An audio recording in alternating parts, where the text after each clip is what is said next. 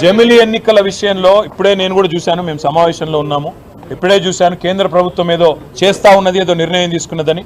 నేను అనేదల్లా ఒక్కటే, కేంద్ర ప్రభుత్వం పూర్తిగా వివరంగా చెప్పాలి ఎట్లా చేయబోతున్నారు జమిలి ఎన్నికలు. ఎందుకంటే మొన్ననే పార్లమెంట్ ఎన్నికలు పూర్తయినాయి. మరి పార్లమెంట్ ఎన్నికలు పూర్తయినాయి, తదుపరి ఎన్నికలు 5 ఏళ్లకి 2029లో ఉన్నాయి. మరి జమిలి ఎన్నికలు అంటే నెక్స్ట్ ఎలక్షన్ లోపల మొత్తం అన్ని రాష్ట్రాల ప్రభుత్వాలు రద్దు చేసి ఒకటేసారి తీసుకొస్తారా, లేదా దశల వారీగా తీసుకొస్తారా, ఏ రకంగా తీసుకొస్తారో కేంద్ర ప్రభుత్వం ముందు తన వైఖరి విడమర్చి చెబితే. ఎందుకంటే ఇప్పుడు 5 రాష్ట్రాల ఎన్నికలు ఉన్నాయి జనవరి ఫిబ్రవరిలో. అసలు ఏం చేయబోతున్నారు? ఎందుకంటే ఒకవైపు సెన్సస్ చేయాలి, జనగణన చేయాలి, మరొక వైపు డిలిమిటేషన్ జరగాలి, మరొక వైపు విమెన్ రిజర్వేషన్, మహిళా రిజర్వేషన్ బిల్లు ఆమోదించారు కాబట్టి దాన్ని అమల్లోకి తీసుకొని రావాలి. తదుపరి 1 నేషన్ 1 ఎలక్షన్ అంటున్నారు. ఇది ఏ రకంగా తీసుకొస్తారు?